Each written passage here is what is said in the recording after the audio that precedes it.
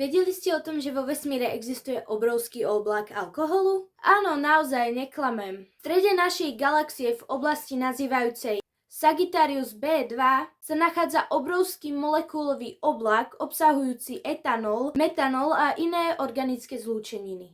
Vedci odhalili, že ak by sa z toho oblaku dal dostať pitný alkohol, čo sa samozrejme nedá, vystačilo by to na drinky pre ľudstvo na milióny rokov.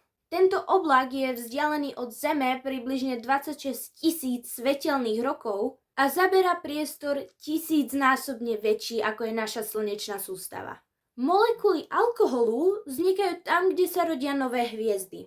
V oblakoch prachu a plynu, kde vznikajú zložité chemické reakcie. Je to dôkaz, že základné stavebné jednotky života, ako je uhlík, kyslík, vodík, sa nachádzajú všade vo vesmíre. Možno teda niekde v diaľke vzniká život na podobnom základe ako ten náš. Fascinujúce, že vesmír má doslovne vôňu alkoholu však.